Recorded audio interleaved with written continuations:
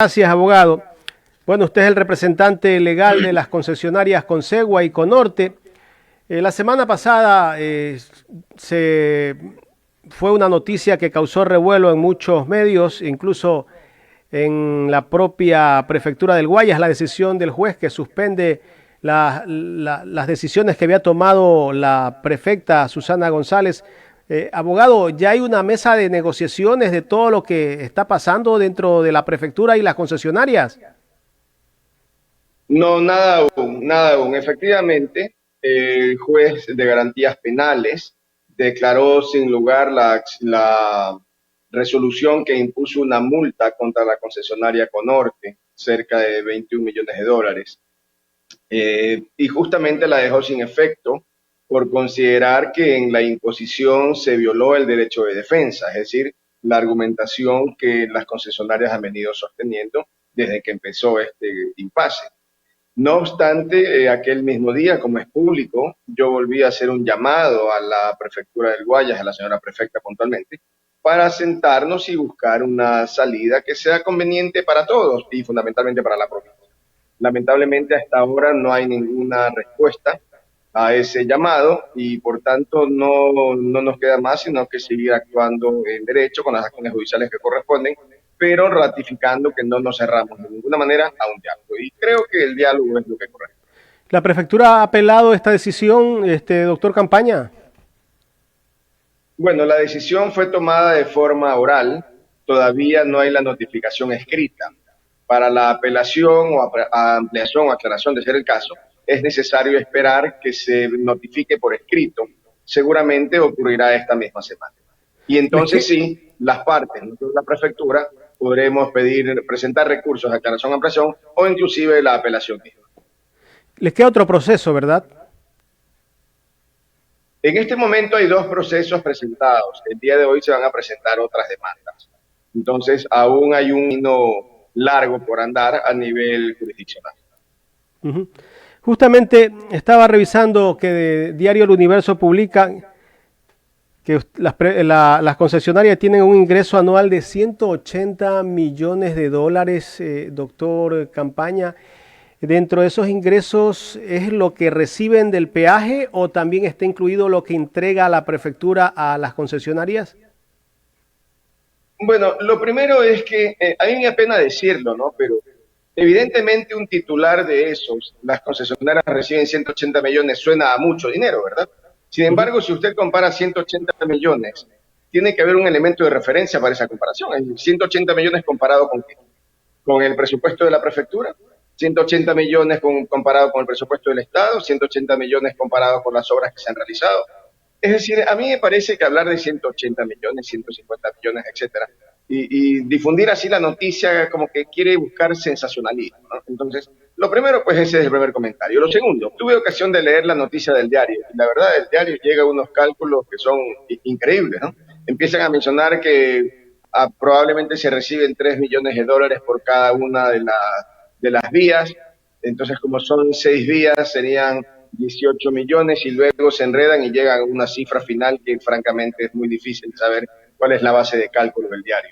Aquí no importa cuánto recibe la concesionaria, porque una comparación normal o natural debería ser, bueno, reciben 180 millones, le entregan tanto a la prefectura, se gasta tanto en mantenimiento, el costo del dinero, etcétera, etcétera. Ningún análisis de esos hay, en consecuencia es creo que bastante vano o inútil referirse a cifras. Lo que tienen que hacer, si quieren hacer un análisis sesudo, por así decirlo, es vayan a la página web de la Superintendencia de Compañías, ahí están todos los informes y estados financieros publicados desde hace muchos años, y en consecuencia se puede hacer un análisis bastante objetivo y no sensacional. Correcto, doctor Jofre Campaña. Es importante que usted aclare esta situación porque mucha gente comienza a crear ruido en los medios y a veces hay ciertas noticias que tienen sesgos o tienen intereses y justamente es lo que está pasando. Aquí nos dan un titular que 180 millones de dólares es lo que reciben las concesionarias y como usted lo dice, es una serie de situaciones que se presentan para que llegue a esa cantidad. Exactamente, exactamente. Mire, lamentablemente es lo que ocurre de forma generalizada, ¿no? Esa información entonces la usan los políticos. Y ya va a ver usted en Twitter, en todo lado, y los medios mismos empiezan a replicar, porque en teoría pues es una fuente confiable. Pero parte del problema del país es justamente eso, el análisis superficial. Aquí nadie está analizando, y le cito un ejemplo, ¿no? En una de las acciones de protección, la segunda que está en marcha, se dice que las concesionarias han incumplido con el contrato. Entonces, toda la información pública es han incumplido con el contrato, qué barbaridad, multas de 5 o 6 millones de dólares. Muy bien, cuando usted va a ese contrato, al segundo que me refiero, de la multa de 5 millones, usted se da cuenta de que el contrato es por varios millones de dólares y que se han incumplido supuestamente con unas 4 aceras y 4 bordillos, es decir, una obra que no cuesta mayor cosa, menos de 150, 180 mil dólares. Sin embargo, el discurso y el mensaje es, han incumplido multas de 5 millones de dólares por incumplimiento. Caramba, cuando uno va, como le digo, al objeto del contrato, ve la realización de las obras, se da cuenta de que en ese contrato la concesionaria ha invertido más dinero que el que debió invertir inicialmente. Entonces, claro, es posible que queden unas aceras sin hacer, pero nada de eso es por una decisión arbitraria de las concesionarias. Estos contratos están en vigilancia, supervisión, control de la prefectura. La prefectura tiene una unidad de concesiones. Es a partir de esas permanentes reuniones de la unidad de concesiones con funcionarios de las concesionarias en que se decide, bueno, dado que hay estos cambios, es mejor hacer estos cambios, no hagan las aceras, hagan estas otras obras que son más prioritarias. Así es como funciona aquí y en cualquier parte del mundo. Pero insisto, el sensacionalismo, concesionarias incumplieron y por tanto hay que terminar los contratos por los reiterados incumplimientos. Entonces, yo creo que es necesario un análisis mucho más profundo, más serio, por decirlo menos, de algunos medios de comunicación y, por supuesto, de la prensa. Doctor, ¿y los alcaldes qué esperan? Que tal vez con esa multa, que si lograban cobrarla, iban a tener también un recurso para que ellos puedan hacer obras en sus municipios. Bueno, de hecho, si ustedes revisan la cuenta de Twitter de la prefecta, ella mencionó claramente que con esas multas, una vez que las recauden, se harían obras para los cantones de la provincia. Y una vez más, es una declaración creo que bastante política, bastante apresurada, y lo peor es que los alcaldes creen en aquellos ofrecimientos. Entonces muchos de ellos ya empezaban a hacer, a ver, qué obra vamos a hacer con esto, qué camino vecinal vamos a arreglar, cuánto nos tocará por municipio, y entonces están pues ya gastando antes de hacerlo. Y aquí, como hemos dicho de forma reiterada, aquí hay procesos judiciales que van para largo, de tal manera que no es que en una semana o en 2 semanas van a tener 31 millones de dólares de cuentas, porque además, y en el supuesto no consentido, vamos a suponer por un minuto que se pierden todos los juicios, cosa pues muy poco probable, pero pensemos que se pierden todos los juicios.